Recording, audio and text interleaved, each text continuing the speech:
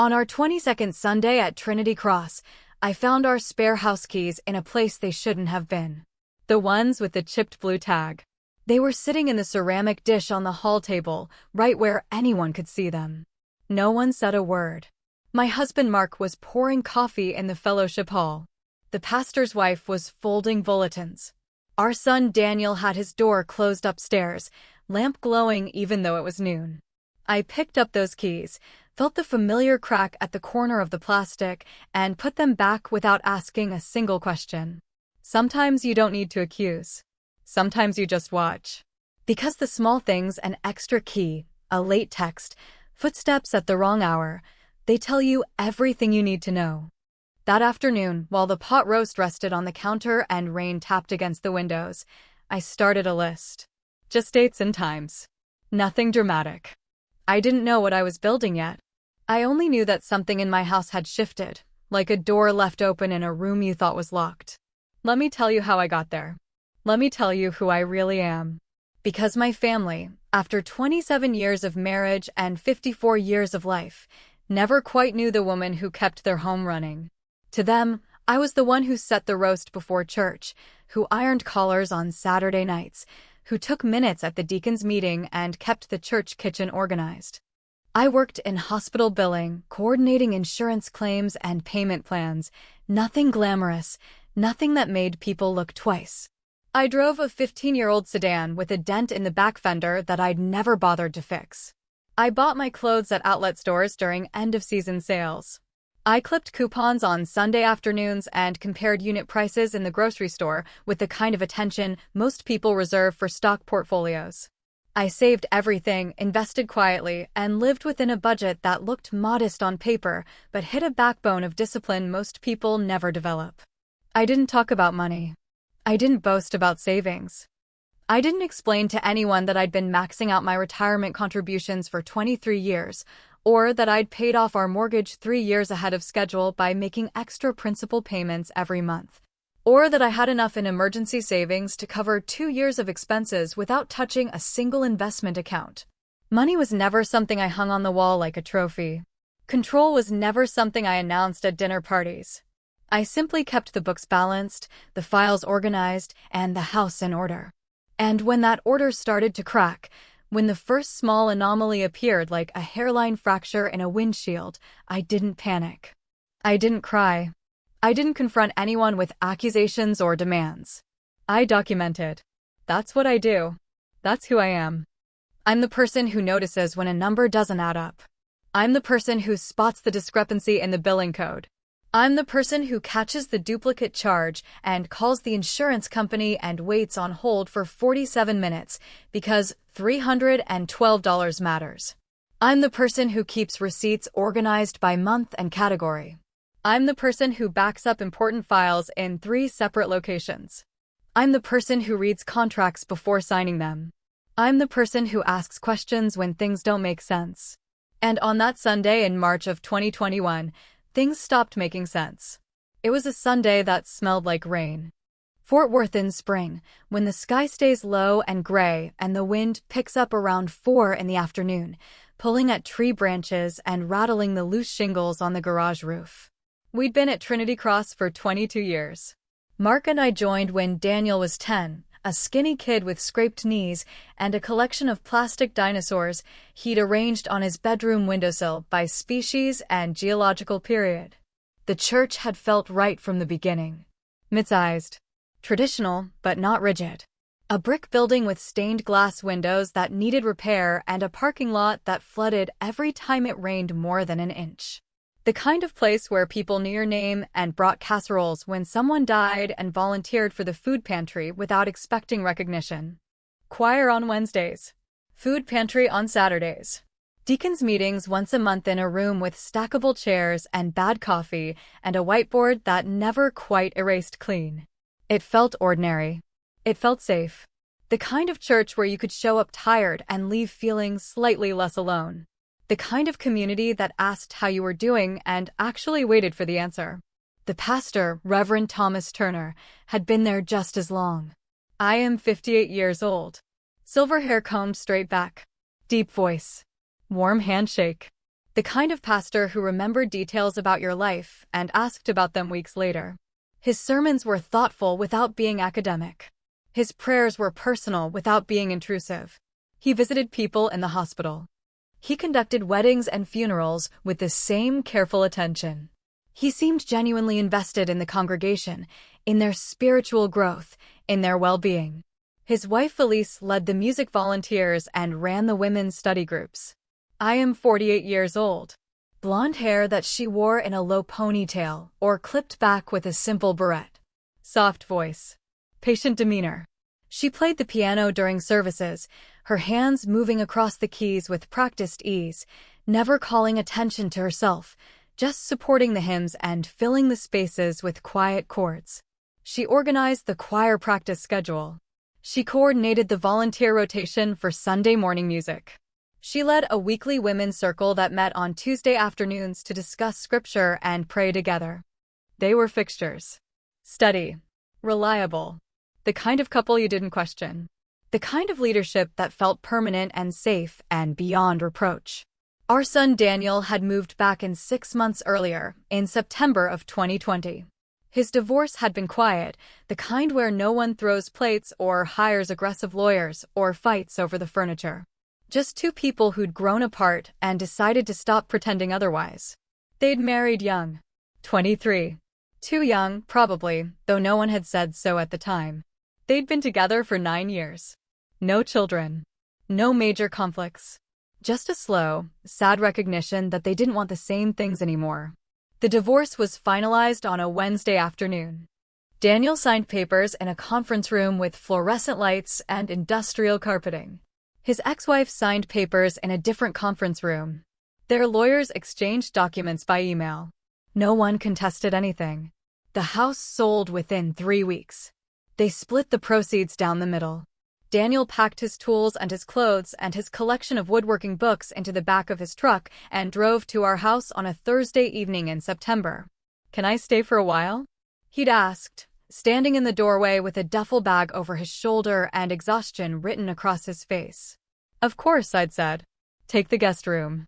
He'd taken the guest bedroom upstairs, the one with the window facing the street and the closet that still smelled faintly of mothballs and old wool coats. He said he was working on carpentry projects, rebuilding his client base, trying to start over.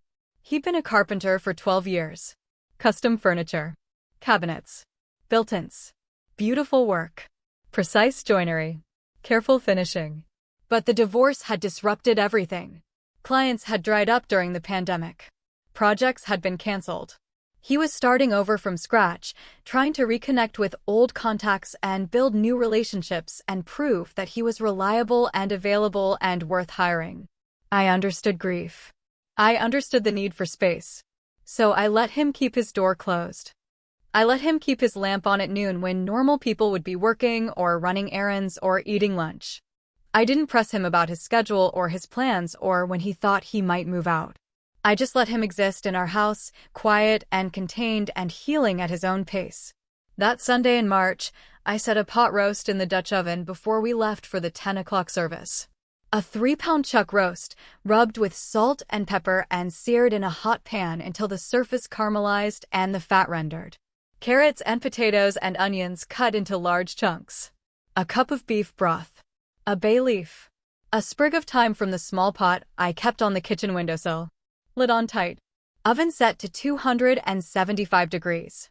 For hours of slow cooking that would turn the tough meat tender and fill the house with the smell of comfort and home. I ironed Mark's collar. He'd worn the same blue dress shirt for Sunday services for 3 years.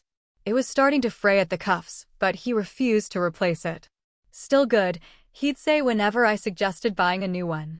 So I ironed it every Saturday night, pressing out the wrinkles, stiffening the collar with starch, making sure he looked presentable even if the shirt was outdated and worn. I put on a simple dress. Navy blue. Knee-length. Short sleeves. Nothing fashionable. Nothing that would draw attention. I added low heels, the black ones with the scuffed toe that I kept meaning to polish but never did. I brushed my hair and pulled it back into a low bun. I applied minimal makeup. Powder. A touch of blush. Neutral lipstick. The same routine I'd followed for 22 years. We drove the 12 minutes to church in silence, the kind of comfortable silence that comes after decades of shared mornings. Mark drove. I sat in the passenger seat, looking out the window at familiar streets and familiar houses and familiar intersections. We didn't need to fill the space with conversation. We were simply two people going to the same place at the same time, the way we'd done hundreds of times before. The parking lot was half full when we arrived.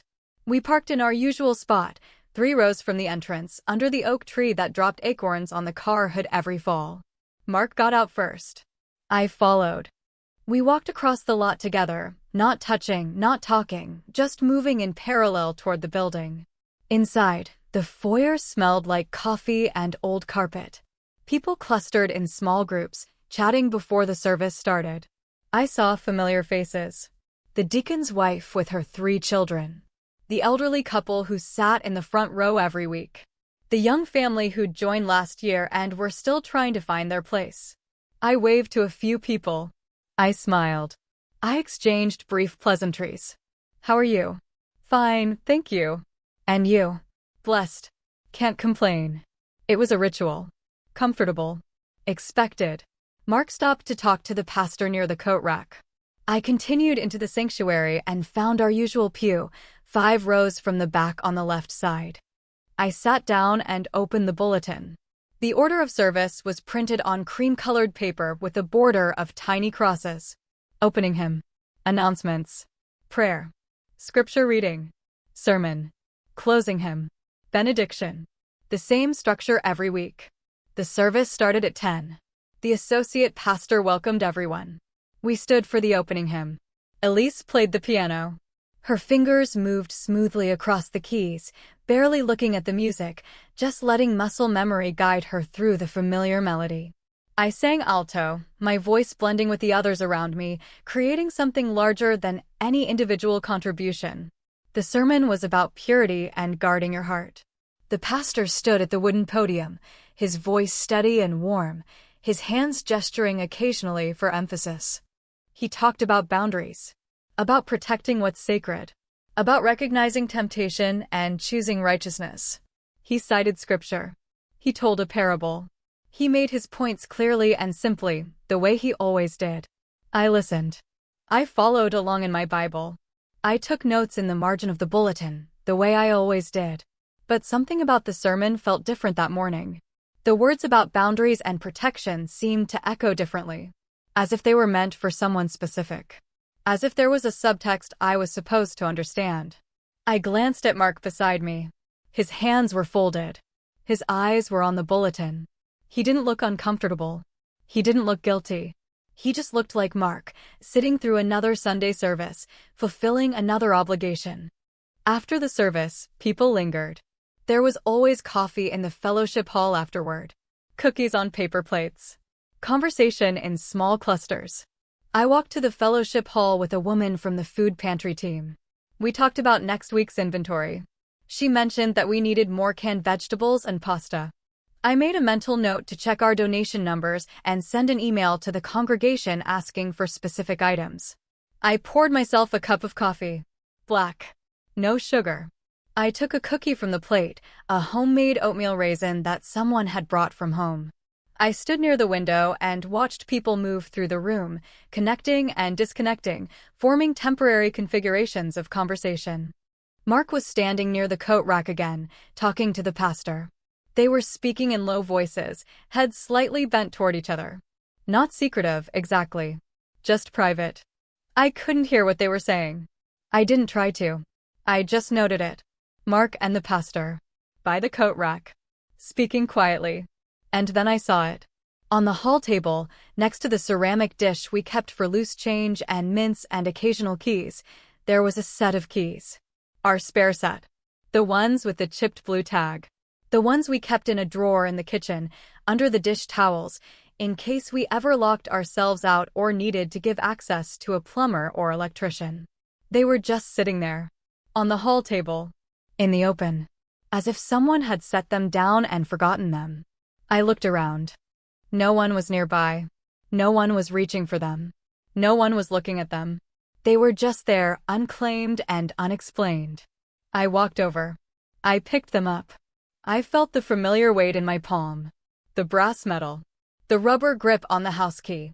The small crack at the corner of the blue plastic tag, a defect from when I dropped them in a parking lot 3 years earlier. I slipped them into my purse. I didn't announce it. I didn't ask anyone if they'd seen them. I just took them and walked away. Later, when people were gathering their coats and saying their goodbyes, I stood near the exit.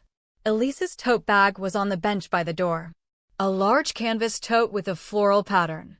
It was open. The contents are visible. A water bottle. A notebook. A small zippered pouch. I don't know what made me look closer. Maybe instinct.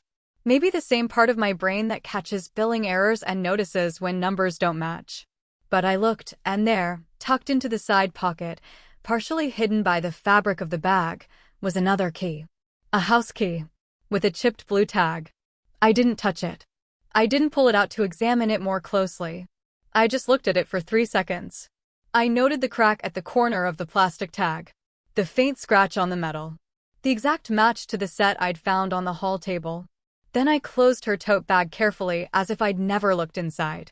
I picked up my coat from the rack. I walked to the car where Mark was waiting, engine already running, and I got in without saying a word. That afternoon, the house smelled like slow-cooked beef and onions. I let the roast rest on a cutting board for 15 minutes while I set the table. 3 plates. 3 sets of silverware. 3 napkins folded in simple triangles.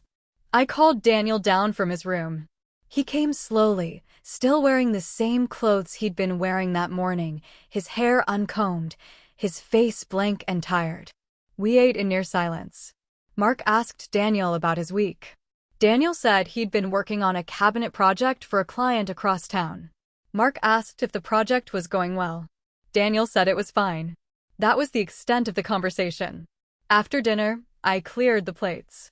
I washed the dishes by hand, even though we had a dishwasher, because I needed the ritual of hot water and soap and the repetitive motion of scrubbing. Mark turned on the television in the living room. Daniel went back upstairs. I heard his door close. I heard the faint sound of music through the ceiling. I dried my hands. I opened my planner, the one I used for work schedules and grocery lists and appointments. It was a simple black planner with dated pages and a ribbon bookmark. I turned to the Sunday page for March 21st, 2021. At the bottom of the page, in the space reserved for notes, I wrote 4 words in neat blue ink. Blue key. Hall table. That was all. No accusations. No theories. No conclusions. Just a fact. A small, observable fact that didn't fit the normal pattern. I didn't tell Mark what I'd seen. I didn't mention it to Daniel. I didn't call anyone or send any texts. I simply recorded the fact and closed the planner. Because facts, I'd learned over decades of hospital billing and insurance disputes and catching discrepancies in complex claims, don't argue. They don't get emotional. They don't distort themselves to fit a preferred narrative. They just sit there, quiet and true, until someone needs them. By the following Tuesday, I'd started to notice a pattern. I worked from home 2 days a week. Tuesdays and Thursdays. It was an arrangement I'd negotiated 5 years earlier, after proving that I could complete my billing work just as efficiently from my home office as from my desk at the hospital. The hospital had agreed, grateful to save on office space and resources. I'd been grateful for the flexibility and the quiet. My office was a converted den off the kitchen. Just a desk, a filing cabinet, a comfortable chair, and a window that looked out onto the driveway and the street beyond. It wasn't fancy, but it was functional. I had everything I needed. A computer, a phone, a printer, a system for organizing paperwork, a small lamp with a flexible neck that I could adjust depending on the time of day and the angle of the sunlight through the window. It was quiet there. I could hear the refrigerator hum.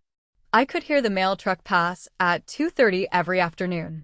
I could hear the neighbor's dog barking when someone walked by. I could hear the sounds of the house settling and breathing and existing around me. And I could hear footsteps. The first time I thought it was Daniel, moving around upstairs. Restless. Unable to focus. Grief does that sometimes. Makes you pace.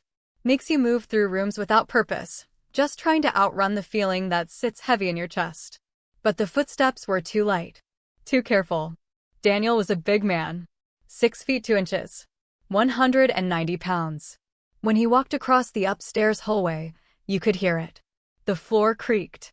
The boards groaned under his weight. These footsteps were different. Lighter. More deliberate. As if someone was trying not to be heard. They came at the same time every Tuesday. Just after noon. I heard them at 12:15. A soft pressure on the carpet near the top of the stairs. Then again at 12:45.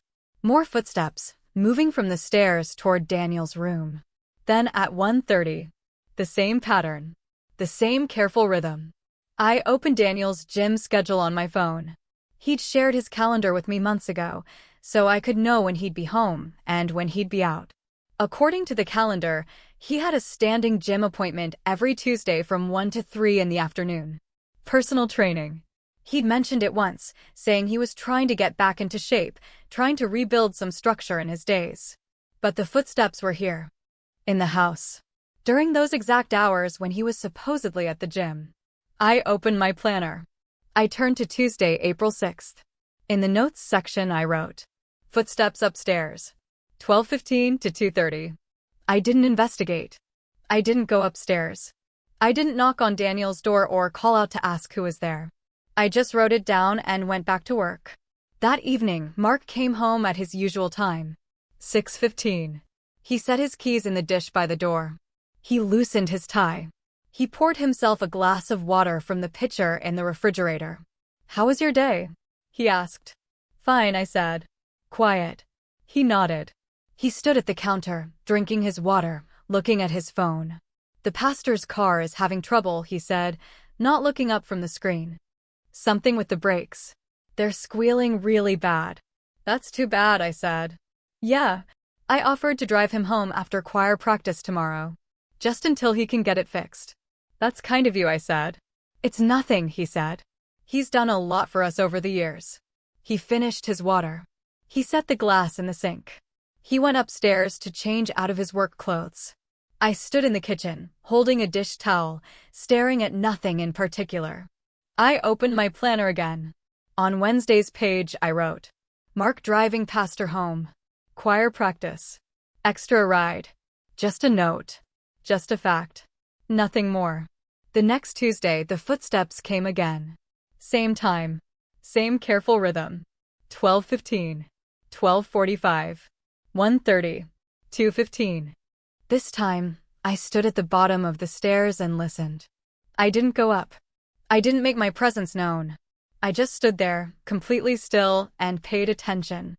The floor creaked once near Daniel's door. Then silence. Then a faint rustling, like fabric against a chair or a coat being adjusted. Then nothing. I checked the church calendar on my phone. I'd downloaded the shared calendar months ago, so I could keep track of volunteer schedules and meeting times. Elise had listed an event for Tuesday afternoons. Women's Circle. 1 to 3:30. The same hours that Daniel was supposedly at the gym. I wrote it down. Elise. Women's Circle. 1 to 3:30. Daniel. Gym. 1 to 3. Footsteps. 12:15 to 2:15. I didn't draw conclusions. I didn't let my mind spin into speculation or accusation. I just let the facts line up like numbers in a ledger, waiting to see what picture they would eventually create. On Thursday afternoon, I drove to the gas station 2 blocks from our house. We needed milk. But while I was in the parking lot, pulling into a space near the entrance, I saw Daniel's truck. Dark blue. Dented tailgate. A toolbox in the bed. I parked 3 spaces away. I waited. 5 minutes later, Daniel came out of the gas station. He was carrying 2 bottles of water. Not 1. 2. Same brand. Same size. He put them in the cup holders in the front seat of his truck and drove away. I sat there for a moment. 2 bottles of water. At 6:45 in the evening, I went inside the gas station. I bought milk. And then, on an impulse that I didn't fully understand, I asked the clerk if I could have a copy of the receipt from the last transaction. She looked at me oddly. Sure. She printed it out and handed it over. Two Waters. 6:43 p.m. Thursday, April 8, 2021. I folded the receipt carefully. I slipped it into my purse. I drove home. I put the milk in the refrigerator. I went in my office and opened my planner. I taped the receipt onto the Thursday page with a small piece of clear tape. I didn't mention it to Daniel. I didn't ask who the second water was for. I just filed it by date and moved on to the next task. By mid-April, I'd started to notice other small shifts. Anomalies that wouldn't have registered individually but that, taken together, formed a picture I didn't yet want to see clearly. Elise brought banana bread to choir practice. She left it on the counter in the church kitchen, wrapped in aluminum foil, and said she had to leave early for another commitment. She never stayed to eat any of it. She never explained why she'd brought it in the first place. It just appeared every Wednesday, and by the end of practice it was gone, consumed by the choir members who appreciated the gesture but never thought to question it. Mark bought new soap for the guest bathroom. The expensive kind, with lavender and honey and some kind of moisturizing formula. He brought it home one evening and placed it on the counter next to the sink. We hadn't had overnight guests in months. Maybe longer. When I asked about it, he shrugged and said it was on sale. On sale where? I asked. At the grocery store. I shop at the grocery store. I didn't see any special sales. It was on an end cap, he said. You probably just missed it. He walked away before I could ask anything else. I found a hair tie in the upstairs hallway. It was lying on the carpet near Daniel's door, as if it had fallen out of someone's pocket or been dropped accidentally. It was blonde. Fabric-covered elastic. Not mine. I had dark hair that was going gray. I kept my hair short or pulled back in simple buns. I didn't use fabric-covered hair ties. Daniel didn't have a girlfriend. At least, not one he'd mentioned. Not one he'd brought to the house or talked about or introduced to us. I picked up the hair tie. I carried it downstairs to my office. I wrapped it carefully in a piece of tissue paper. I wrote the date on the outside in small, neat handwriting. April 21st. Upstairs hall. I put it in a drawer in my desk, in the back, behind a box of paper clips and a stack of blank envelopes.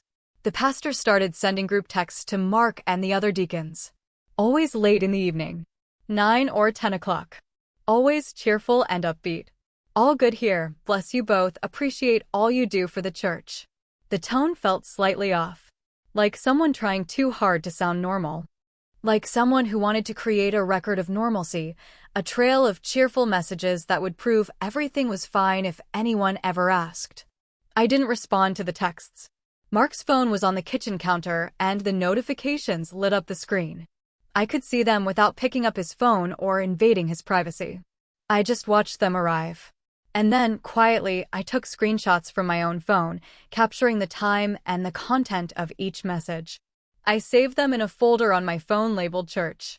Nothing suspicious. Nothing that would raise questions if Mark happened to see my phone screen. I wasn't angry. Not yet. I wasn't hurt. Not in the way that makes you cry or confront or demand explanations. I was simply paying attention. Because something in my house, in my church, in the rhythm of my carefully ordered life, had changed. And I needed to know what it was. I needed to see the full picture before I decided what to do about it. On a Thursday in early May, the church office printer jammed. I was there to pick up copies of the food pantry schedule. The secretary, a pleasant woman in her 60s named Dorothy, had printed them for me earlier in the day. I'd stopped by at 2:30 to collect them on my way home from an appointment. But when I arrived, Dorothy was at lunch. The office was empty. And the printer was beeping, flashing an angry red light, refusing to cooperate. I could have waited for Dorothy to return. I could have left and come back another time. But I didn't. I walked over to the printer. I opened the paper tray. I unstacked the jammed sheets, carefully working them free from the rollers without tearing them. I cleared the sensor. I reset the machine. A single page that had been caught in the feed slipped out and landed on the floor. I picked it up. It was a counseling invoice. Standard format. Professional. 2 columns. On the left, client initials. On the right, session location and billing code. The initials were E, T and D, H. Elise Turner. Daniel Holt. The location was listed as Annex B, a small room in the church's education wing used for private meetings and small group sessions. The billing code pointed to the Deacon Fund, a discretionary account used for benevolence and pastoral care. The session times were listed in a block. Tuesdays, noon to 3 p.m. 8 sessions over the past 6 weeks. I stood there in the empty church office, holding that piece of paper, staring at the initials and the location and the times. E.T.N.D. HNXB, Tuesdays, noon to 3. I didn't react. I didn't gasp or cry out or crumple the paper in my fist. I just stood there, reading it twice to make sure I understood what I was seeing. Then I walked over to the church copy machine. I placed the invoice on the glass. I made a copy. I folded the copy in half and slipped it into my purse. I put the original back on top of the printer tray, where Dorothy would find it when she returned and assume it had jammed with the other pages. When Dorothy came back 10 minutes later, I was standing near the entrance, waiting patiently. "Got the printer working again," I said. "It was jammed pretty bad." "Oh, thank you." She handed me the food pantry schedules. "You're a lifesaver." I smiled. "No problem." I walked to my car. I drove home. I went straight to my office. I opened the bottom drawer of my desk and pulled out a manila folder. I'd labeled it insurance months ago, a generic label that wouldn't attract attention or raise questions. Inside, I placed the copied counseling invoice. I wrote the date on the top corner, May 6, 2021. Then I closed the folder and put it back in the drawer. That night, I made dinner. Chicken and rice. A simple meal that required minimal attention. Mark asked how my day was. I said it was fine. He asked if I'd picked up the food pantry schedules. I said yes, they were in my bag. We ate. We cleaned up. We went about our evening routines. Nothing changed on the surface. But everything had shifted underneath. The following week, we had a storm. It started in the afternoon.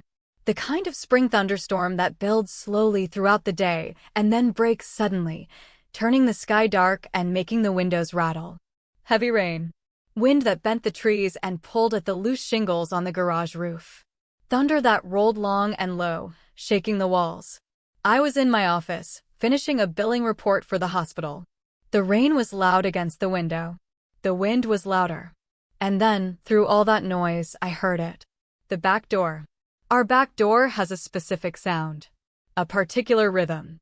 The latch clicks twice before it opens. Once when you turn the knob, releasing the bolt. Once when you push, the door frame separates from the strike plate. It's subtle. Most people wouldn't notice it. But I've heard it thousands of times. I know the exact sequence of sounds. At 3:10 in the afternoon, during the height of the storm, I heard that latch click. Once. Twice. I stood up from my desk. I didn't call out. I didn't walk toward the kitchen to see who had entered. I moved quietly to the hallway that connects my office to the rest of the house. I stood just inside the doorway, out of sight, and I listened. I heard the door close. The same 2 clicks in reverse. I heard soft footsteps in the kitchen. Light. Careful. Someone is moving quietly through the house. And then I heard a voice. Mark's voice. From outside. From the driveway. "I'll be back after prayer." His voice was muffled by the rain and the storm, but I could still hear the words. Clear. Distinct. I heard the car door slam. I heard the engine start. I heard the vehicle pull away. I stayed where I was. Completely still. Barely breathing. The house was quiet except for the rain. The footsteps had stopped. No one called out. No one turned on a light or opened a cabinet or did anything that would suggest a normal, innocent presence. And then, faintly, I heard a door open upstairs. Daniel's door. The hinges creaked slightly, the way they always did. I moved to the bottom of the staircase. Slowly. Carefully. Making no sound. I stood there and looked up. Through the narrow gap between Daniel's door and the frame, I could see a sliver of his room. Just a vertical strip of space. But it was enough. I saw a coat on the chair. A cream-colored coat. Lightweight. Spring fabric. I saw a hand on Daniel's shoulder. Slender. Pale. Fingernails painted a neutral pink. I saw blonde hair, pulled back in a low ponytail. I didn't enter. I didn't climb the stairs. I didn't knock or call out or demand an explanation. I just stood there, in the dim hallway at the bottom of the stairs, and I watched for 10 seconds. Then I went back to my office. I sat down at my desk. I looked at my watch and noted the time. 3:15 p.m. I opened my planner. I turned to Thursday, May 13th. In the notes section I wrote, back door, 3:10 p.m.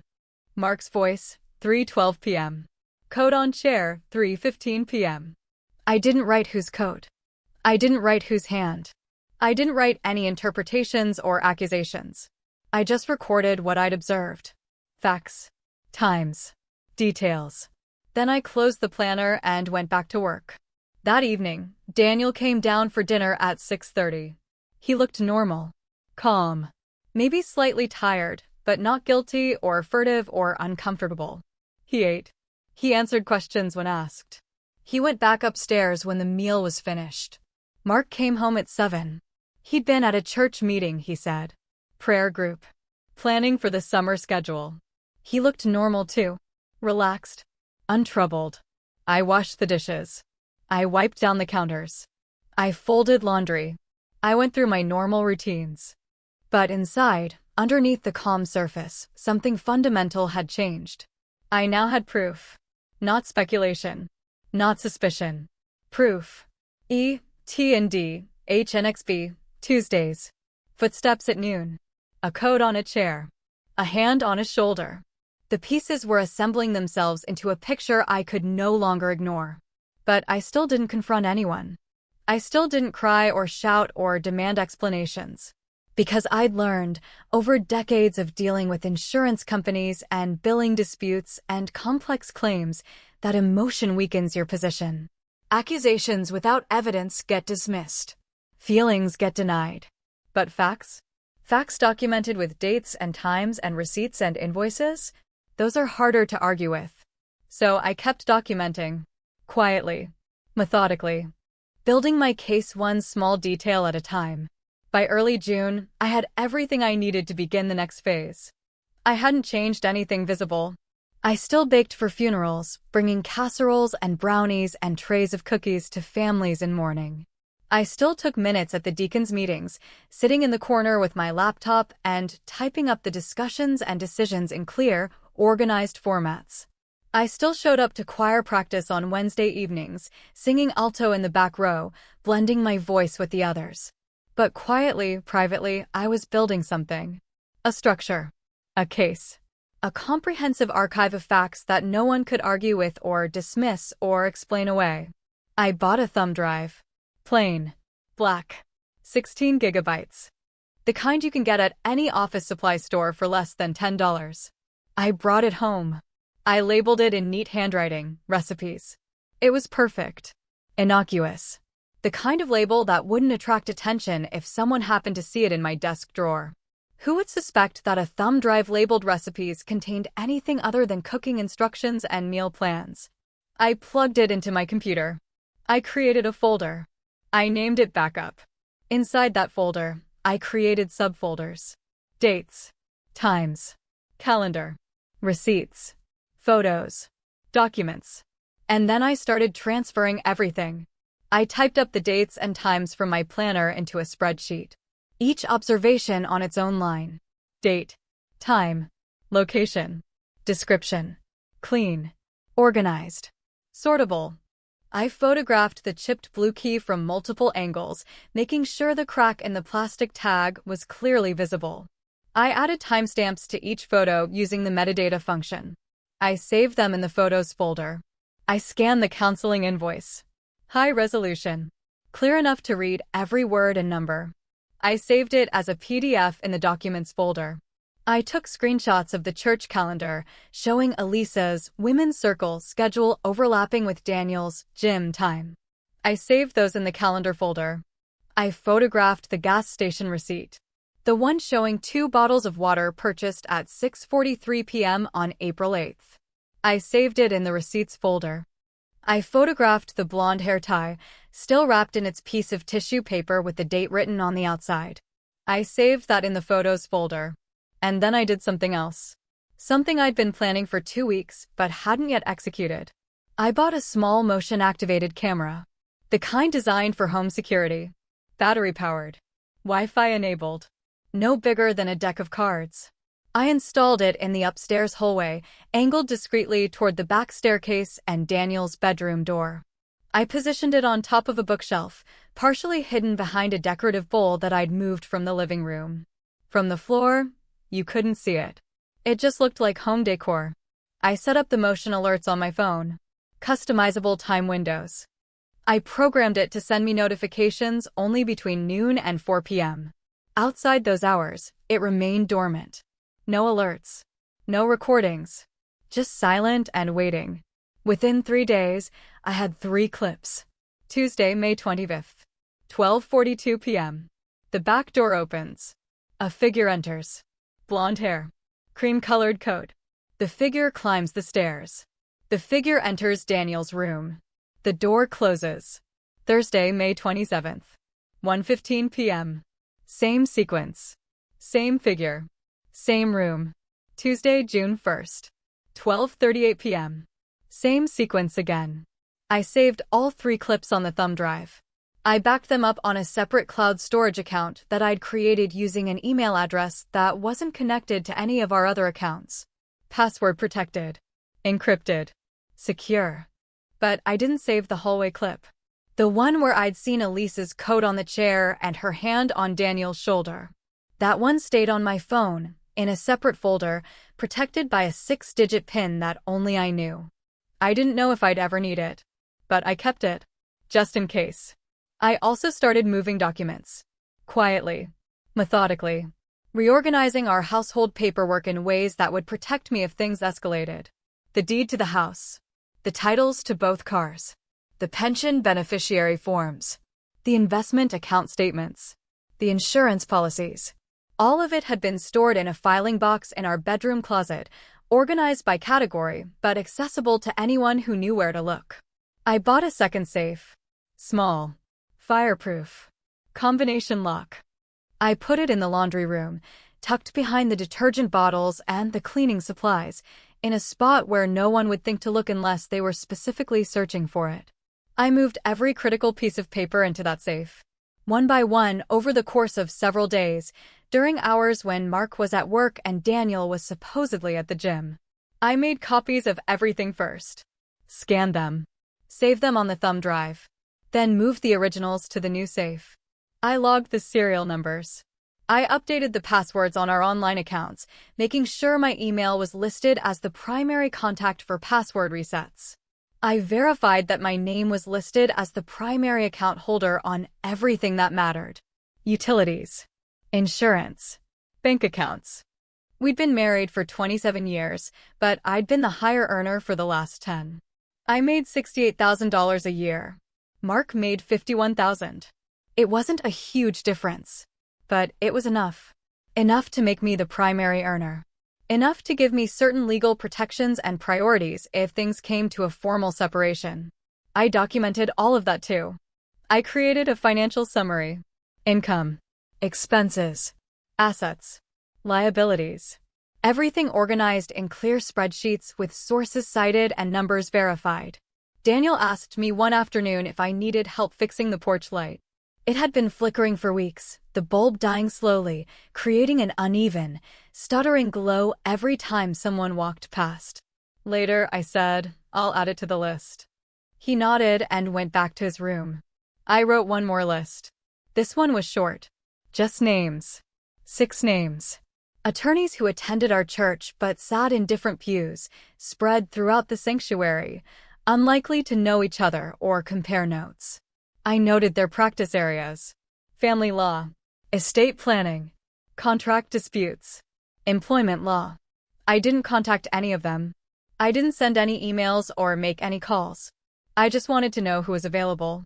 Who could be consulted discreetly if and when I needed professional advice. By the end of June, my file had a spine and a lock. Everything was documented. Everything was dated. Everything was backed up in multiple locations. Everything was true and verifiable and impossible to dismiss. I still didn't know exactly what I was going to do. But I knew I was ready. I'd built the foundation. I'd gathered the evidence. I'd protected the assets. Now I just needed to wait for the right moment. And that moment came in July. In early July, the trustees opened nominations for the new accountability committee. It happened every 2 years. Routine. Boring. The kind of church business that most people ignored or approved without really reading. The committee was responsible for reviewing church policies, ensuring compliance with denominational guidelines, monitoring financial practices, and addressing any concerns related to leadership conduct. Most years, the nominations passed without comment. The same people volunteered. The same policies were reviewed and rubber-stamped. Nothing changed. But this year was different. This year, there was a new proposal on the table. A policy change. Someone had suggested that the church needed to separate counseling services from personal relationships. Someone had suggested that discretionary spending from the deacon fund should be audited annually, with detailed reports submitted to the trustees. Someone had suggested that transparency was healthy and that accountability measures would protect both the congregation and the leadership. That someone was me. I drafted the policy changes in my office one Tuesday afternoon in late June. I kept the language simple, professional, unemotional. I cited best practices from other churches. I included references to denominational guidelines. I attached a sample audit checklist that I'd adapted from a template I'd found online. I sent it to the trustees with a short email. Subject: Proposed policy updates for Accountability Committee. Body: For your consideration. Please review the attached documents and let me know if you have any questions or need clarification on any points. That was all. No argument. No passionate plea. No emotional appeal. Just a professional submission of a well-researched proposal. The motion came up for a vote at the July trustees meeting. It was held on a Tuesday evening at 7:30. I wasn't on the trustees board, but I attended as a volunteer secretary, taking minutes for the official record. The chairman, a retired accountant named Gerald, read the proposal aloud. His voice was measured and neutral. He summarized the key points. Separation of counseling from personal relationships. Annual audits of discretionary spending. Detailed reporting requirements. Transparency measures. There was a brief discussion. One trustee asked if the changes were necessary. Another said they sounded reasonable. A third said transparency couldn't hurt and might actually strengthen confidence in the church's leadership. No one opposed the motion. No one raised concerns or asked difficult questions. It was just a policy update. Routine. Prudent. Nothing dramatic. The chairman called for a vote. Voice vote. All in favor. A chorus of ayes. Any opposed? Silence. The motion passed unanimously. I took the minutes. I noted the vote. I filed them in the official church records, uploading a PDF to the shared drive and printing a hard copy for the locked filing cabinet in the church office. When the chairman asked if anyone had any additional comments, I raised my hand. I just want to say, I began, speaking clearly and calmly, that transparency is healthy. For everyone. It protects the congregation and it protects the leadership. I think these measures will help us maintain the trust that's so important in a faith community. I sat down. Several people nodded. Gerald thanked me for my work on the proposal. The meeting moved on to other business. It was done. The policy was now official. And I hadn't accused anyone. I hadn't mentioned names. I hadn't created any drama or conflict. I'd simply improved the system. The following week, I sent an email to the new accountability committee. I didn't address it to anyone specific. The committee hadn't even been officially formed yet. The nominations were still open. So I just sent it to the general committee email address that was listed on the church website. Subject: Documentation for review. Body: Attached are expenditure patterns, annex room logs, and calendar overlaps that may be relevant to the new audit process. These records are available to any volunteer with login credentials and are provided here for your convenience. Then I attached 4 files. File 1, a spreadsheet showing deacon fund withdrawals over the past 6 months. Every transaction listed. Date. Amount. Description. I'd pulled the data from the church's financial software, which I had access to as a volunteer secretary. File 2, a log of room usage in Annex B. The church's reservation system tracked which rooms were booked for which activities. I'd exported the data for Annex B over the past 3 months. Tuesday afternoons, 12 to 3 p.m. 8 separate bookings, all listed as counseling. File 3, a side-by-side comparison of Elisa's published calendar, women's circle meetings, and the Annex B room bookings. Same dates. Overlapping times. File 4, timestamped photos from the church's own security camera, showing vehicles in the parking lot during those Tuesday afternoon hours. I'd requested access to the footage as part of my work coordinating food pantry schedules to track volunteer arrival times. No one had questioned it. The photos showed Elisa's car, Daniel's truck. Mark's car appears at various times. The pastor's car. I didn't include the motion-activated camera footage. I didn't include the gas station receipt or the hair tie or the hallway clip. I didn't include anything that came from my personal surveillance. I only included information that was already available through official church systems. Publicly accessible data. Nothing private. Nothing that required special access or invasive investigation.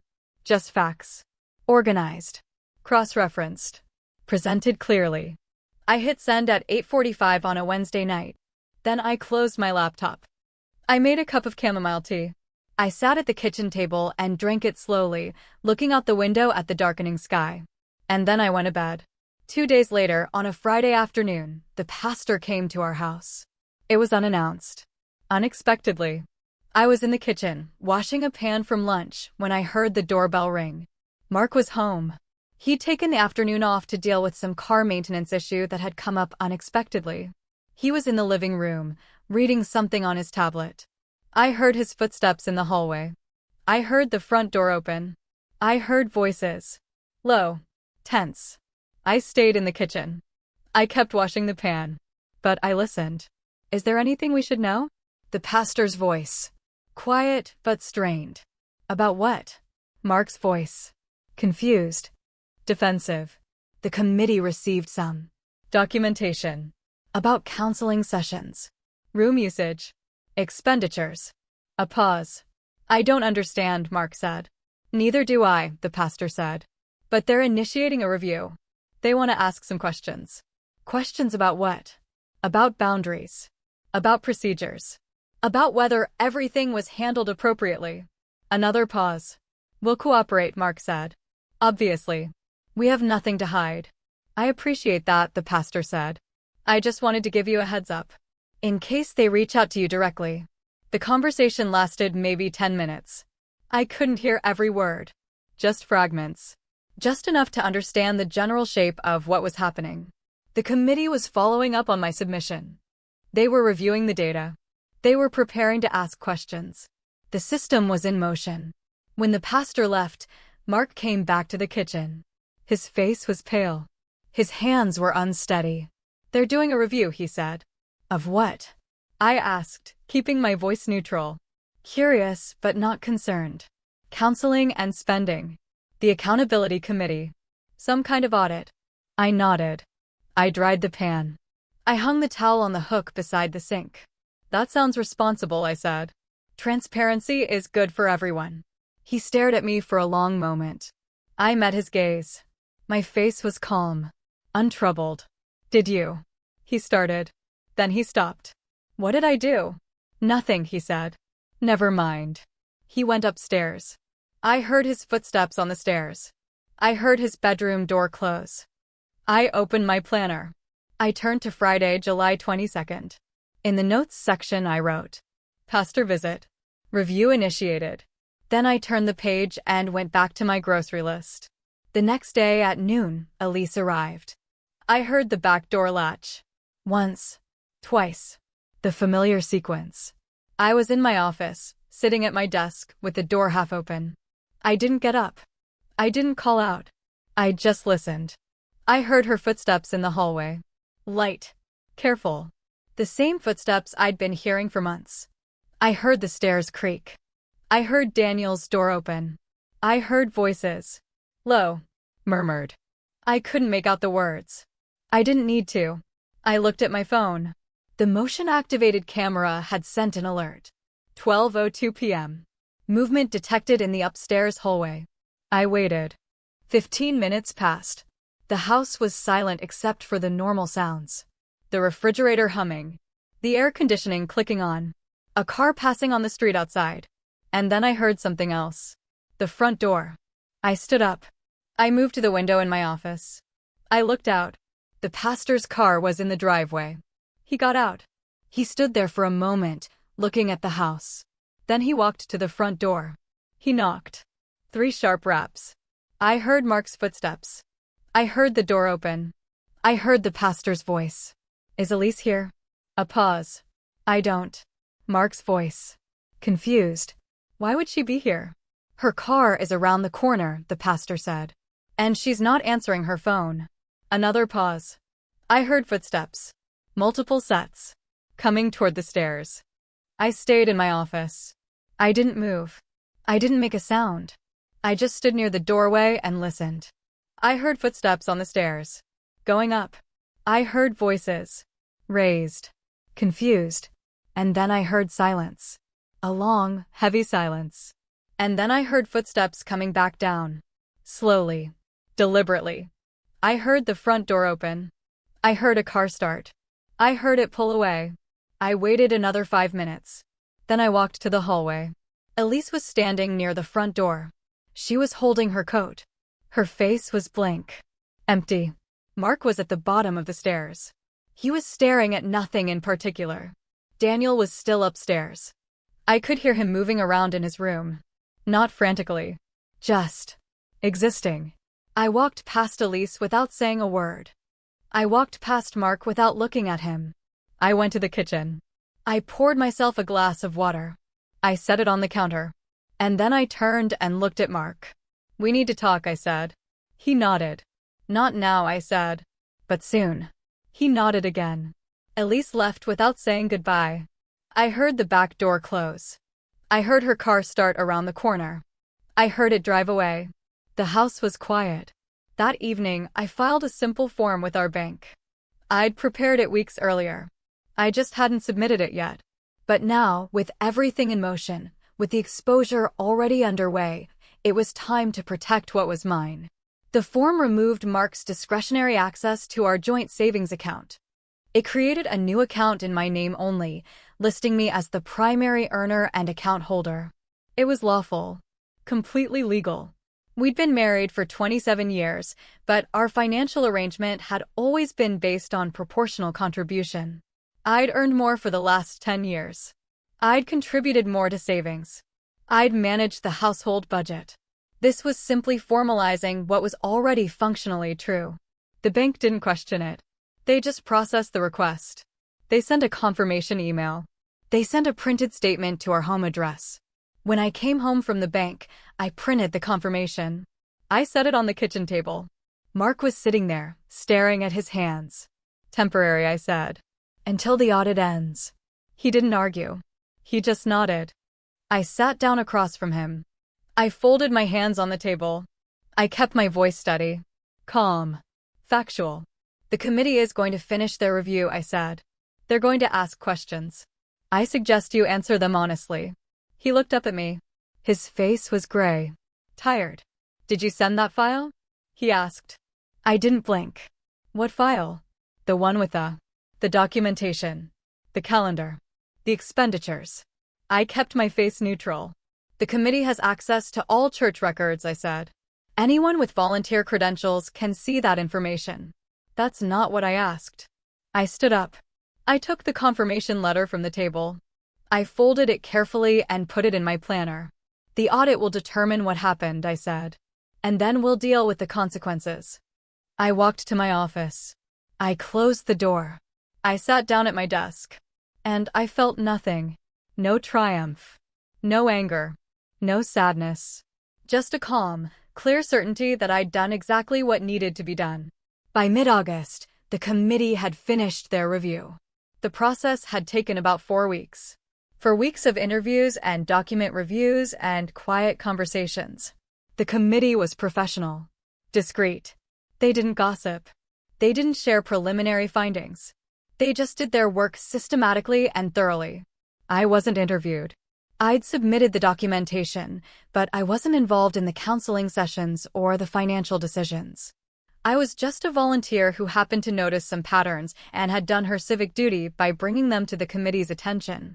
Mark was interviewed. Twice. Once for an hour. Once for 45 minutes. He came home both times looking exhausted and defeated. The pastor was interviewed. 3 times. Longer sessions. More detailed questions. Daniel was interviewed. Once. He came downstairs afterward and went straight to his room without saying anything. Elise was not interviewed. She'd stopped attending church. She'd stopped returning calls. She'd moved, Mark mentioned once, to her sister's house 2 towns over. The committee's findings were published in a 2-page report, distributed to the trustees, summarized in a 1-paragraph statement that was read during announcements one Sunday morning. The language was careful, measured, professional. After a thorough review of counseling practices and discretionary fund usage, the Accountability Committee has identified several concerns related to appropriate boundaries, proper documentation, and transparent financial management. These concerns involve a failure to maintain professional distance in counseling relationships and a lack of adequate oversight in fund allocation. The committee recommends immediate policy implementation as previously approved by the trustees, including separation of counseling from personal relationships and regular auditing of all discretionary accounts. That was it. No names. No specific accusations. Just a factual summary of problems and recommendations. But everyone knew. In a church of 200 people, everyone knew. The pastor stepped down on a Sunday in late August. He read a prepared statement during the announcements. He stood at the podium. His hands were shaking slightly. His voice was steady but quiet. After prayerful consideration and in consultation with church leadership, I have decided to step down from my role as senior pastor effective immediately. Leadership requires trust, and that trust has been compromised. I take full responsibility for my failures in judgment and boundary keeping. I ask for your prayers as my family, and I navigate this difficult transition. He stepped down from the podium. He walked out of the sanctuary. People sat in silence. No one clapped. No one spoke. The associate pastor stood up after a long pause and continued with the service. People filed out quietly afterward. No one lingered for coffee. No one wanted to talk about it. The church issued a more detailed statement the following week. Posted on the website. Sent via email to the congregation. It reiterated the committee's findings. It outlined the policy changes that had been implemented. It assured the congregation that measures had been taken to prevent similar situations in the future. Elise did not make any public statement. She simply disappeared. Stopped showing up. Stopped responding to messages. Her name was quietly removed from the volunteer rotation. Her women's circle disbanded. Someone else took over the music schedule. Daniel started counseling with an external clinic. Not through the church. Not in Annex B. A licensed therapist across town. Professional. Confidential. Appropriate. He came to the dinner table one evening in early September and said 5 words. "I'm done with secrets, Mom." I nodded. I passed him the bowl of salad. He took it. He served himself. We ate in silence. It wasn't uncomfortable. It was just quiet. The kind of quiet that feels like relief after months of tension. Mark asked to meet with our financial counselor. I'd been seeing her for years, managing our retirement planning and investment strategy. Mark had attended a few sessions but had never been particularly engaged. Now, suddenly, he wanted to talk about finances. We sat in her office on a Thursday morning in mid-September. The counselor, a practical woman in her 50s named Patricia, reviewed our accounts. She asked questions. She explained options. She suggested a temporary separation of finances with clear terms and accountability measures. It's not uncommon, she said, when couples are going through a period of uncertainty. Having separate accounts can reduce conflict and provide clarity. Mark signed the papers. I signed the papers. Patricia notarized them. She gave us each a copy. She scheduled a follow-up meeting for 6 months later. We left separately. I drove home. Mark drove to a small apartment complex near the Loop. He'd signed a 6-month lease the week before. 1 bedroom. Furnished. Month to month after the initial term. It took him 3 trips to move his things. Clothes. Books. Some personal items. He didn't take much. He didn't ask for anything. He just packed what he needed and left. Daniel helped him load boxes into the car on the 3rd trip. They didn't talk much. Just lifted and carried and loaded. When the car was full, Mark stood in the driveway for a moment, looking at the house.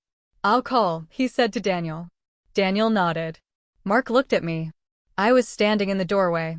"Okay," he said. I didn't respond. I just closed the door. 2 weeks later, I packed the ministry binders. All the materials I'd accumulated over 22 years of volunteer work. Meeting minutes. Event plans. Food pantry schedules. Choir music. I put them in cardboard boxes. I labeled them clearly. I dropped them off at the church office when Dorothy was at lunch. I boxed the casserole dishes. The ones I'd used for dozens of funeral receptions and potluck dinners and church events. I kept one for myself. I donated the rest to the church kitchen. I kept the blue key in my desk drawer. The one with the chipped plastic tag. I wrapped it in tissue paper. I wrote the date on the outside. March 21st, 2021. I put it in the back of the drawer, behind the thumb drive labeled recipes. I returned the church laptop. The one I'd been using for administrative work. I wiped it clean first. Deleted all my files. Reset it to factory settings. I returned it with the power cord and the carrying case, all neatly organized. But I kept my planner. My personal planner with all my notes and observations and documented facts. That was mine. That stayed with me. I attended service one more Sunday at Trinity Cross. The last Sunday in September. I sat in my usual pew, 5 rows from the back on the left side. I sang the hymns. I listened to the sermon, delivered by the associate pastor who is now serving as interim senior pastor. I stayed for coffee but didn't talk to anyone. People looked at me. Some with curiosity. Some with what might have been gratitude. Some with confusion. But no one approached me. No one asked questions. I was just there, quiet and unremarkable, the way I'd always been. Then I left. I walked to my car. I drove away. And I didn't come back. The following week, I visited a smaller church across town. Trinity Cross Community Chapel. It met in a renovated office building with industrial ceilings and concrete floors. The congregation numbered around 60 people. Mostly older adults. A few young families. Everyone knew everyone, but the atmosphere was different. Quieter. Less structured. More genuine. The choir director was a woman named Helen. 72 years old. White hair. Arthritis in her hands, but strong fingers that still moved confidently across the piano keys. She welcomed me without ceremony. "Can you read music?" "Yes." "What's your range?" "Alto." "Good. We practice Thursdays at 7. Come if you can." That was it. No background check. No references. No questions about where I'd come from or why I'd left. Just a simple invitation. I came that Thursday. I sang in the back row. I blended my voice with the others. It felt good. Clean. Uncomplicated. After practice, Helen handed me a folder. "Would you mind filing these? Just alphabetically. When you have time." I took the folder. Of course. It was a small task. Manageable. Not a leadership role. Not a position that would consume my time or energy or emotional bandwidth. Just a way to contribute. I filed the music that evening at home, sitting at my kitchen table, sorting pages by title and composer. It felt meditative. Restorative. Like putting things back in order after a storm. By December, the house sounded different. There were no footsteps at noon. No unexpected visitors. No late texts. No unexplained keys appearing in places they shouldn't be. Just the normal sounds of a house that had returned to its proper rhythms. The hallway didn't creak during the day. The back door only opened when I opened it. The driveway was empty except for my car. Daniel's lamp stayed off during daylight hours.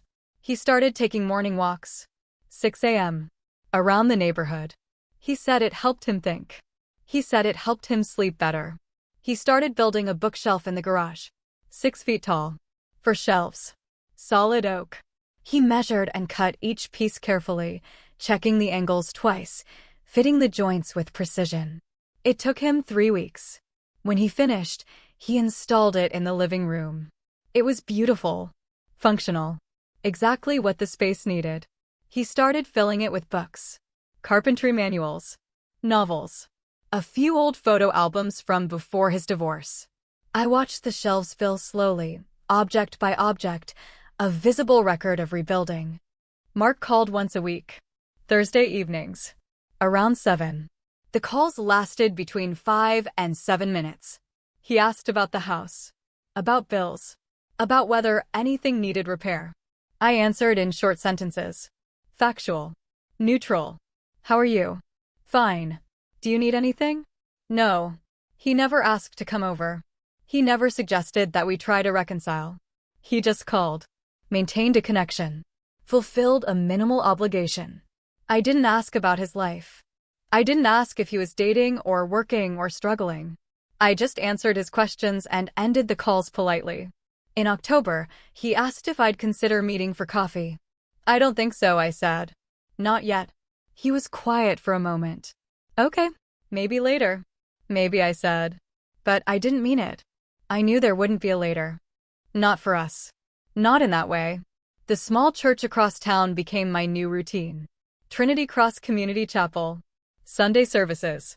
Thursday choir practice. Occasionally helping with the food pantry on Saturday mornings. Helen asked if I'd be willing to coordinate the music library. It wasn't a big job.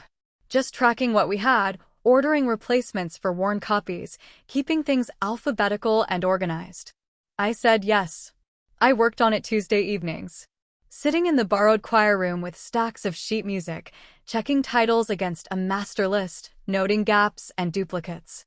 It felt good. Useful. Contained. One Thursday after practice, a woman named Margaret approached me. 70s. Sharp-eyed. Practical demeanor. You're good at organizing, she said. Thank you. We need help with the food pantry. Just inventory.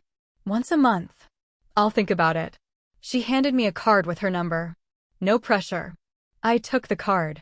I thought about it for a week. Then I called her. I can help with inventory, I said. First Saturday of the month. Perfect, she said.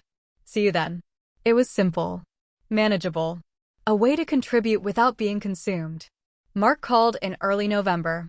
He asked if we could meet. Not at a coffee shop. Not at the counselor's office. At the house. He had something he wanted to say. I considered it. I thought about saying no. I thought about maintaining the distance. But then I decided that closure, even uncomfortable closure, was better than endless ambiguity. Saturday afternoon, I said. 2 o'clock. He arrived exactly on time. I let him in. We sat in the living room. Daniel was in the garage, working on another project. I could hear the faint sound of a saw. Mark looked around. At the bookshelf Daniel had built. At the clean, organized space. At the house that no longer felt like his. I made mistakes, he said. I didn't respond. I just waited. I thought I was helping, he continued. The pastor needed support. The counseling seemed like a good thing. I didn't see what was happening. I didn't realize. He trailed off. I folded my hands in my lap. You saw enough, I said. He nodded. He didn't argue. I don't know if we can fix this, he said. I don't either, I said. Do you want to try? I took a breath. I thought about the last 8 months. The keys. The footsteps. The files. The committee. The separation. The quiet rebuilding. The mornings when I woke up without dread. The evenings when I sat in my own house and felt at peace. Not yet, I said. Okay, he said. He stood. He walked to the door. He paused with his hand on the knob. Thank you for not destroying me, he said. I didn't destroy you, I said. I just documented the truth. He left. I sat in the living room for a long time after that. The light shifted across the floor. The saw in the garage went quiet. Daniel came inside, washed his hands at the kitchen sink, and made 2 cups of tea. He brought me one without asking. He sat in the chair across from me. "You okay?" he asked. "Yes," I said. We drank our tea in silence. The house ticked and hummed around us. Outside, a car passed. A dog barked. The world continued. And for the first time in months, I felt completely, genuinely okay. By Christmas, the house had settled into its new patterns. Daniel moved into his own apartment in late November. A small place near the workshop where he'd rented space for his carpentry business. 1 bedroom. Kitchen. Living room. Simple but functional. He came for dinner every other Sunday. We cooked together. We talked about his projects, about my choir, about ordinary things. The past didn't hang between us anymore. It was simply there, acknowledged and filed, part of the story, but not the whole story. Mark and I finalized a legal separation in mid-December. Not a divorce. Not yet. But a clear, documented boundary. Separate households. Separate finances. Separate lives. The attorney I'd chosen was efficient and professional. She'd reviewed our situation, confirmed that everything I'd done was lawful and appropriate, and drafted the separation agreement in clear, straightforward language. We were both present at the signing. We sat across from each other at a conference table. We signed where indicated. The attorney notarized the documents. She gave us each a copy. It was over in 20 minutes. It was straightforward, the attorney said afterward. Clean division. No contested assets. You both behaved responsibly. I nodded. Thank you. Mark kept his apartment. I kept the house. We split the retirement accounts according to our contributions. Everything is fair. Everything is documented. Everything is legal. The thumb drive labeled recipes remained in my desk drawer. I hadn't opened it in months. I didn't need to. The information it contained had served its purpose. It had been the foundation of everything that followed. The evidence that couldn't be argued. The facts that didn't require emotion. But it was archived now. History. Not ammunition. Trinity Cross Community Chapel celebrated Christmas with a simple service. Candles and carols. A short sermon about light in dark places. No elaborate decorations. No professional musicians. Just people gathered together, singing and praying and finding comfort in shared ritual. I sang in the choir. I held my candle during the final hymn. I filed out with the rest of the congregation, exchanging quiet greetings, shaking hands, smiling without performing. It felt right. It felt like home. On Christmas morning, I sat in my living room with a cup of coffee. Daniel had come by the night before with a small gift. A wooden box he'd made. Perfect joints. Smooth finish. A simple brass clasp. For your important papers, he'd said. Thank you, I'd said. It's beautiful. He hugged me. Brief but genuine. Then he left to spend Christmas morning at a friend's place. The house was quiet. I looked around at the space I'd reclaimed. The organized shelves. The clean surfaces. The order I'd created and maintained. And I realized something profound. This was it. This was the life I'd built. Not by accident. Not by default. But by choice. By documentation. By quiet, deliberate action. By refusing to accept chaos when order was possible. By refusing to ignore truth when facts were available. I'd protected what mattered. I'd preserved my dignity. I'd kept the record straight. And in the end, that was the only revenge I needed. Not a spectacle. Not punishment. Just the truth. Just order. Just the quiet restoration of a life I controlled. The tea was warm in my hands. The morning light came through the window at a low angle, illuminating dust motes floating in the still air. I thought about the woman I'd been a year ago. Standing in a church fellowship hall, finding a chipped blue key in a place it shouldn't have been. Confused but not yet certain. Suspicious but not yet ready to act. And I thought about the woman I was now. Clear. Composed. Free. The journey from suspicion to certainty to action to resolution had been long and methodical. But every step was necessary. Every observation had mattered. Every documented fact had contributed to the final outcome. I hadn't shouted. I hadn't broken dishes. I hadn't created scenes or demanded confrontations. I'd simply paid attention. I gathered evidence. Followed procedures. Let the system work. And it worked. Justice doesn't have to be loud to be complete. Sometimes it's just the soft click of a door closing, the quiet organization of files, the careful documentation of truth. That evening, as the sun set and the room filled with soft golden light, I opened my planner one last time. I flipped to the page from March 21st, a year earlier. The page where I'd written those first 4 words. Blue key. Hall table.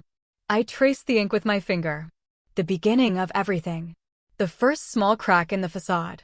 The first anomaly that had led to all the rest. Then I closed the planner. The documentation phase was complete. The records were finished. The story had its ending. Not with a slam. Not with a shout. Not with tears or regrets or wishes for things to be different. Just with a soft click. The sound of everything finally in its place. I stood up. I walked to the window. I watched the streetlights come on one by one, predictable and steady, like a system doing exactly what it was designed to do. And I stood there in my own house, on my own terms, surrounded by the quiet order I'd created. Home. Finally, completely. Home. In the months that followed, life continued to settle into new patterns. Not dramatic changes. Just small adjustments. The kind of shifts that accumulate over time and eventually create something entirely different from what came before. By spring of the following year, I'd been at Trinity Cross Community Chapel for nearly 9 months. I'd become a familiar face. Not a leader. Not someone in charge. Just a steady presence. Someone who showed up. Someone who contributed quietly. Helen asked if I'd join the board. I said no. Politely. Firmly. I explained that I preferred to serve in practical ways rather than governance roles. She understood. No pressure. Just an offer. Margaret and I became friends of a sort. Not close friends. Not people who called each other every day or met for lunch. But friendly. Comfortable. We worked together at the food pantry once a month, organizing inventory, checking expiration dates, restocking shelves. We talked while we worked. Simple conversation. Nothing deep. But it was genuine. Real. One Saturday in April, while we were sorting through a delivery of canned goods, Margaret mentioned that she'd left her previous church 5 years earlier. Leadership issues, she said. Nothing dramatic. Just compromised boundaries. I nodded. I kept sorting cans. I didn't ask for details. I always wondered if I should have said something, she continued. Filed a complaint. Made it official. But I just left quietly. Sometimes leaving is enough, I said. She looked at me. She smiled slightly. You're right. Sometimes it is. We went back to sorting cans. The conversation moved on. But something had been acknowledged between us. A shared understanding of what it means to maintain dignity in difficult circumstances. Daniel's carpentry business was growing. Slowly. Steadily. He'd taken on 5 new clients over the winter. Custom furniture. Kitchen cabinets. Built-in bookshelves. Word of mouth was spreading. People appreciated his precision. His reliability. He came for dinner every other Sunday as agreed. Sometimes he brought materials to show me. Wood samples. Design sketches. Photos of finished projects. I listened. I asked questions. I showed genuine interest. One Sunday in May, he brought someone with him. Mom, this is Rachel, he said. She's a graphic designer. She's helping me with a website. Rachel was in her early 30s. Brown hair. A warm smile. Confident handshake. She was polite but not overeager. Professional but friendly. We had dinner. The 3 of us. Simple conversation. No pressure. No awkwardness. Just 3 people sharing a meal. When they left, Daniel hugged me at the door. Thanks, Mom. For what? For this. For letting me start over. I nodded. You did the work. I just kept the house standing. He smiled. Still. Thank you. After they left, I cleaned up the kitchen. I washed the dishes. I wiped down the counters. And I felt something unexpected. Not happiness exactly, but satisfaction. The knowledge that something broken had been repaired. Not perfectly. Not without scars. But repaired nonetheless. Mark called on his usual Thursday evening in late May. But this time, the conversation was different. "I've been seeing someone," he said. "A counselor. Individual therapy." "That's good," I said. "Yeah, it's helping. She's helping me understand some things. About boundaries. About my role in what happened." "I'm glad," I said. And I meant it. "I want to apologize," he said. "For real. Not just saying sorry, but actually acknowledging what I did and didn't do." "Okay. I should have paid attention. I should have seen what was happening. I should have protected our family instead of protecting my image." "Yes," I said. "You should have." "I know." A pause. "I don't know if you'll ever forgive me," he said. But I needed to say it. Clearly. Without excuses. "I appreciate that," I said. "I do. But forgiveness isn't something I'm focused on right now." "I understand." "I'm focused on rebuilding my life. On my terms. That's what matters to me." "That's fair," he said. We ended the call a few minutes later. Brief. Civil. Clear. And I realized something important. I didn't hate him. I didn't wish him harm. I just didn't want to be married to him anymore. I didn't want to share my life with someone who'd failed to protect what mattered most. That's not hatred. That's just clarity. In June, the 6-month review with our financial counselor came and went. Patricia reviewed our accounts, our spending, our communication patterns. "You've both adhered to the terms perfectly," she said. "No violations.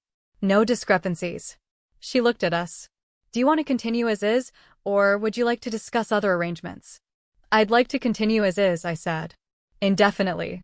Mark nodded. "I understand." "I agree." Patricia made notes. She didn't suggest couples counseling. She didn't encourage reconciliation.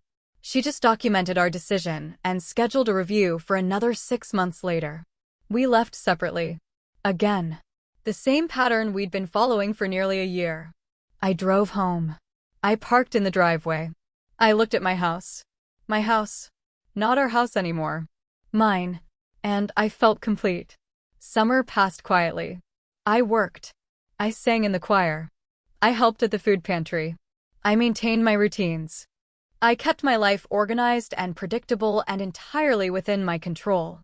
One evening in July, I sat on the porch with a cup of tea. The air was warm. The cicadas were loud. The neighborhood was settling into dusk. I thought about the last year and a half. The discovery. The documentation. The quiet strategy. The systematic exposure. The careful rebuilding. Every step is deliberate. Every choice is measured. Every fact in its place. I didn't regret any of it. Not the surveillance. Not the committee submission. Not the separation. Not the distance. I'd done exactly what needed to be done. I'd protected what mattered. I'd preserved my dignity. I'd kept the record straight. And that, I realized, was its own form of justice. Not revenge in the traditional sense. Not punishment. Not retaliation. Just the truth. Just order. Just the quiet restoration of a life I controlled. The tea was warm in my hands. The porch light cast a gentle glow. Somewhere in the distance, I heard thunder. A storm moving in. But I was inside my sphere of order. Safe. Dry. Protected by the systems I'd created. I sipped my tea. I listened to the cicadas. I breathed. And I knew, without question, that I was exactly where I needed to be. The storm arrived an hour later. Heavy rain. Thunder that rattled the windows. Lightning that lit up the sky in brief, brilliant flashes. I sat at my kitchen table and watched through the window. The rain found the gutters in a predictable way. The downspouts carried the water to the designated drainage areas. The systems worked exactly as designed. That's what good planning does. It creates structures that function properly even under stress. It directs chaos into ordered channels. It transforms overwhelming storms into manageable flows. I'd built those kinds of structures in my life. Not physical ones, but systems nonetheless. Documentation systems. Financial systems. Boundary systems. Support systems. And they'd worked. When the storm hit, when the chaos tried to overwhelm everything, the systems held. The structures redirected the chaos. The careful planning paid off. That night, as I lay in bed listening to the rain on the roof, I thought about the thumb drive labeled recipes. Still in my desk drawer. Still locked with its 6-digit PIN. Still containing all the evidence I'd gathered. I could delete it now. I could throw it away. The need had passed. The crisis was resolved. The evidence had served its purpose. But I didn't. Because the evidence wasn't just about the past. It was about the principle. The principle that truth matters. That documentation matters. That careful observation and systematic record-keeping are powerful tools that protect the vulnerable and expose the dishonest. I would keep that thumb drive. Not as a weapon. Not as leverage. But as a reminder. A physical symbol of the moment when I chose clarity over chaos. When I chose action over hope. When I chose to trust facts instead of promises. The rain continued through the night. By morning, everything was clean. Washed. Reset. And I woke up feeling the same way. Clean. Reset. Ready to continue building the life I'd chosen. By fall, I'd been legally separated from Mark for nearly a year. The 6-month review had come and gone again. Everything remained the same. Separate lives. Separate finances. Civil but distant.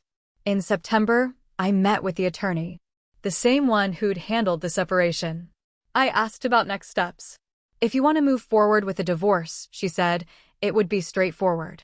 Uncontested. Quick. I thought about it. Not for long. Just a few days. Then I scheduled another appointment. Yes, I said. Let's proceed. The paperwork was filed in October. Mark was served in early November. He didn't contest anything. He signed where indicated. He returned the documents promptly. The divorce was finalized on a Tuesday in December. Exactly 2 years after I'd found the chipped blue key in the ceramic dish at church. I received the final decree by mail. I read it once. Then I filed it in the fireproof safe in my laundry room. Right next to the deed to the house that was now solely in my name. I didn't tell anyone. I didn't make announcements. I just continued with my life. Daniel called that evening. Just checking in, he said. I'm good, I said. Really good. I know, he said. I can hear it. By the end of that second year, everything had changed. But not in dramatic ways. Not in ways that would make for exciting stories or shocking headlines. The changes were quiet. Internal. Structural. I was no longer the woman who ironed collars and set pot roasts and took minutes at deacons' meetings. I was someone else now. Someone who knew her own strength. Someone who trusted her own judgment. Someone who wouldn't ignore anomalies or accept chaos or hope that problems would resolve themselves. I was someone who documented. Who organized it. Who acted. Who protected herself and the people she loved through careful planning and systematic follow-through. That woman didn't need drama. I didn't need spectacle. Didn't need public vindication. She just needed order. And she'd created it. On Christmas Eve, I attended the service at Trinity Cross Community Chapel. Simple. Beautiful. Candles and carols and a message about renewal. I sang in the choir. I held my candle during the benediction. I filed out with the others, wishing them Merry Christmas, smiling genuinely. Outside, the air was cold. The sky was clear. Stars visible despite the city lights. I walked to my car. I drove home. I parked in the driveway. And before I went inside, I sat for a moment. Just sitting. Just breathing. Just being present in the moment. 2 years ago, I'd found a key that shouldn't have been where it was. That small anomaly had led to everything else. The footsteps. The invoices. The files. The committee. The separation. The divorce. The rebuilding. And now here I am. On the other hand, not damaged. Not broken. Not bitter. Just clear. Just free. Just complete. I got out of the car. I unlocked my front door. I stepped inside and closed it behind me with that familiar soft click. And I stood in my hallway, in my house, in my life, and I felt something profound. Peace. Not the absence of conflict, but the presence of order. The satisfaction of systems functioning properly. The confidence that comes from knowing you protected what mattered most. I made tea. I sat in my living room. I looked at the bookshelf Daniel had built, now full of my books and objects and small treasures. I looked at the clean surfaces. the organized spaces, the life I'd rebuilt from the ground up. And I smiled. Because this was it. This was the revenge that mattered. Not punishment. Not a spectacle. Not public humiliation or dramatic confrontation. Just this. This quiet life. This organized space. This sense of complete control over my own existence. Real revenge isn't destroying someone else. It's building yourself so thoroughly that their chaos can't touch you anymore. Real revenge is peace. And I had it now. Fully. Completely. Permanently. He still doesn't know who sent that file to the committee. Perhaps it doesn't matter. The pastor stepped down. The church reformed its policies. Elise moved on. Mark lived separately, then we divorced. Daniel healed and started over. And I remained. Steady. Composed. Free. That evening, as the clock struck midnight and Christmas Day arrived, I opened my planner one final time. I turned to the last page of the year. In the small space reserved for notes, I wrote one sentence. Order restored. Then I closed the planner. I turned off the lights. I went to bed. And I slept deeply, peacefully, in a house that was finally, completely mine. In the years that followed, I never told the full story to anyone. Not to Daniel. Not to Margaret. Not to Helen. Not to anyone in the new church, or the old church, or anywhere else. Because the story wasn't for sharing. It was just for living. And I lived it well. Quietly. Deliberately. On my own terms. That's the real ending. Not a dramatic revelation.